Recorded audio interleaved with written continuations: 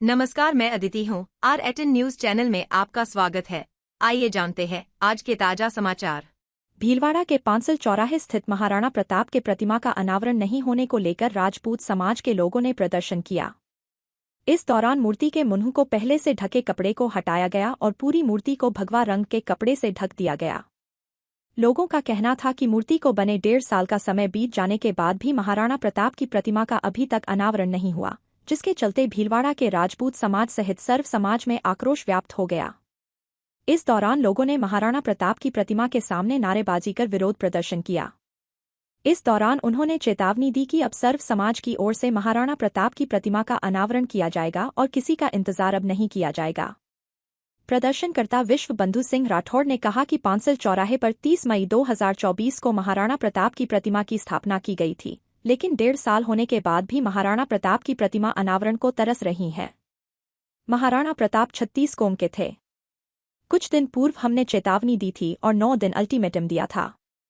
इसके तहत बताया गया था कि 2 अक्टूबर को 36 कौम की ओर से महाराणा प्रताप के प्रतिमा का अनावरण किया जाएगा। श्री राजपूत करणी सेना के राष्ट्रीय कार्यसमिति अध्यक्ष विश्व बंधु सिंह राठौड़ ने कहा कि सांसद, विधायक या फिर कोई राजनेता शामिल होना चाहता है तो वो सादर आमंत्रित है, नहीं तो जनता खुद इसका अनावरण कर देगी। इसके अलावा यदि वह कोई बड़े अतिथि को बुलाना चाहते हैं तो इसकी जानकारी वो हमें 30 सितंबर तक दे सकते हैं।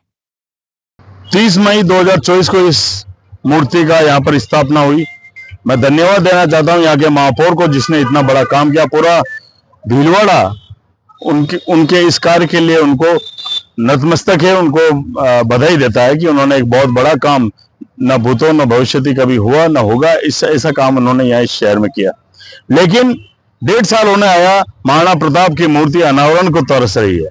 कुछ दिनों पूर्व मैंने सोशल मीडिया के माध्यम से चेताया था कि अगर ये 9 दिन आपके 10वां दिन हमारा, 2 तारीख के दिन 36 कौम के साथ मिलकर, क्योंकि महाराणा प्रताप सिर्फ राजपूतों के नहीं थे, वो 36 कौम के थे, हिंदू सूरज थे, सनातन धर्म के एक बहुत बड़े पुरोधा वो रहे हैं।